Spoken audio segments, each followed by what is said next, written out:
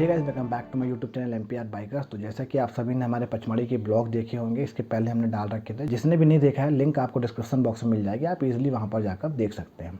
सबसे पहले आज हम बात करने वाले हैं कि आपको पचमढ़ी जाना कैसे है और पचमढ़ी जाने के क्या क्या ऑप्शन है आपके पास। तो आपके पास 3 ऑप्शन होते हैं। सबसे पहले आप बाय ट्रेन जा सकते हैं और या बाय एयर जा सकते हैं। सेकंड ऑप्शन होता है बाय बस जा सकते हैं या बाय कार जा सकते हैं अपनी खुद का, या आप टैक्सी वगैरह भी बुक करके जा सकते हैं। और थर्ड नंबर में यदि हम बात कर लें, यदि आप हमारे जैसे बाइक लवर्स हैं और राइडिंग एडिक्ट हैं, तो आप अपने खुद की बाइक से भी जा सकते हैं, जिसमें आपको काफ़ी मज़ा आएगा खुद की बाइक चलाने में और काफ़ी बढ़िया बढ़िया कर्व मिलेंगे आपको लीनिंग करने के लिए। तो मेरे हिसाब से बाइक से जाना बेटर रहेगा, बाकी आप अपनी सुविधा अनुसार काम कर सकते हैं। फिर यदि हम बात कर लेते हैं कि आपको वहाँ पर रुकने का और खाने का और टोटल कॉस्ट क्या लगी थी हमारी, और आपको कैसे क्या क्या मैनेज करना है। तो ये वीडियो उन लोगों के लिए अच्छी है जो अभी कमाते नहीं हैं, अपने माँ बाप के पॉकेट मनी के थ्रू जाना चाहते हैं।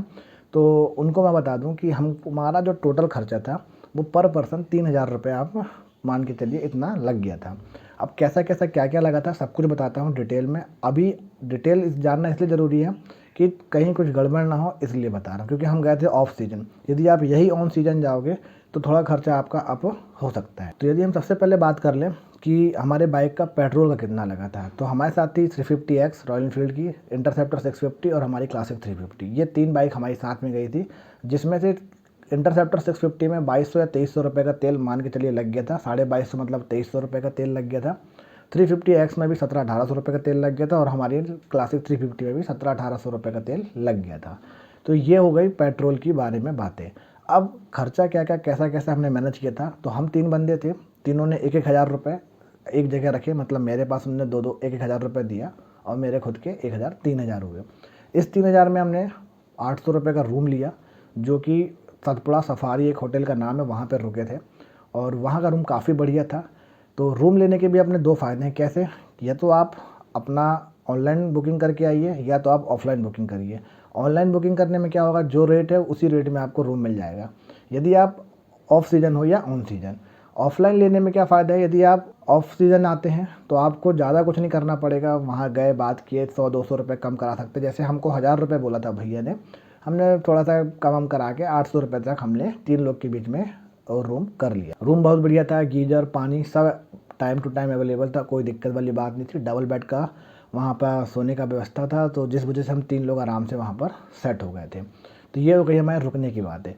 उस 3,000 में 800 गए, बचे 2,200 रुपये। उस 2,200 रुपये में हमने काफ़ी इन्जॉय किया, भरपेट खाना खाया, भरपेट नाश्ता किया, सब कुछ। हमने चाय वाय 150 या 200 रुपये की तो हमने चाय ही पी ली थी, 260 रुपये का पानी खा लिया था।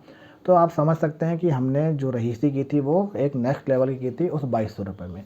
तो ये मैं कहना चाहूँगा कि आप आराम से वहाँ पर सर्व कर सकते हैं 3,000 रुपये में। यदि आप 3 बंदे भी जाते हैं या 4 बंदे, मतलब जितने भी बंदे जाएँ, 1,000 पर पर्सन आप खर्चा मान लीजिए, और आपकी बाइक के एवरेज के हिसाब से आपका फ्यूल का पैसा लगेगा।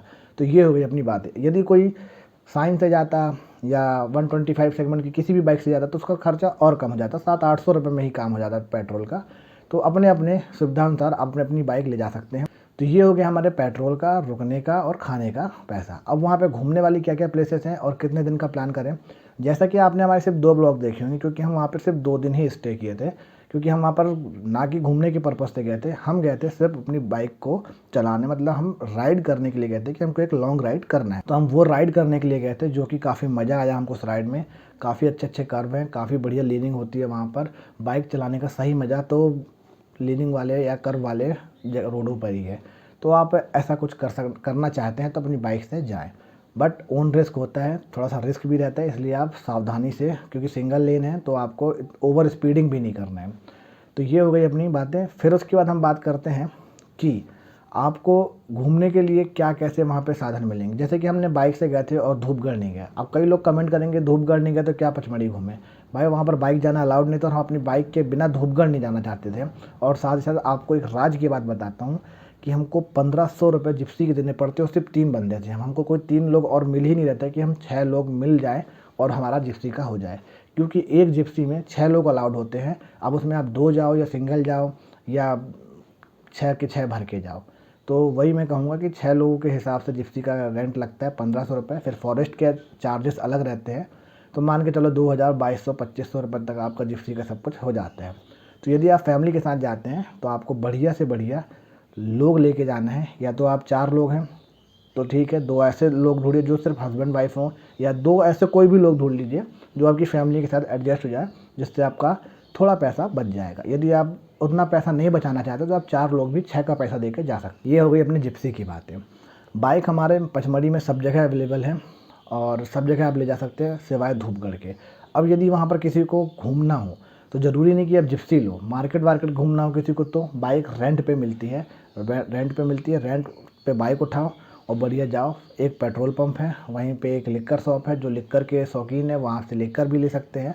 आजू बाजू दोनों ही सुविधाएँ दी गई हैं, तो अपनी गाड़ी की भी टंकी भर लो और ख़ुद की भी टंकी भर लो, ऐसा वाला सीन वहाँ का मानना है। तो ये 2 चीज़ें हैं। कैंटोनमेंट का इलाका, ऐसा बिल्कुल भी नहीं करना कि रोड में पी के आप घूम रहे हैं, पकड़े जाने पर सीधे। अब आपको घूमना कैसे ये भी बता दूं। घूमने का भी एक स्टाइल होता है, कहीं भी नहीं चले जाना है। जैसे कि हम जिस दिन गए थे, जाते ही हमने रूम बुक किया, रूम में पूरा सामान फेंका और नहाने वाला सामान एक छोटे बैग में डाले और पहुँच गए बी-फॉल। तो हमारा पहले दिन बी-फॉल कंप्लीट हो गया और थके हुए थे तो रात में आके सो गए। सुबह उठे, थोड़ा लेट हो गई, चौरागढ़ गए। सुबह से चढ़े, शाम हो गई। शाम को नीचे उतरे हम 5:30 बजे करीब, 5:30 के अराउंड हम नीचे शाम को आए।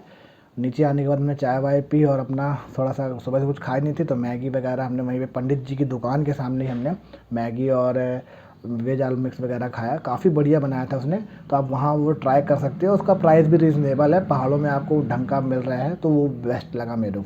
चाय जो लवर है उनको बता दूँ, चाय आपको सिर्फ और सिर्फ पूरे पचमढ़ी में पंडित जी की चाय की दुकान में ही मिलेगी।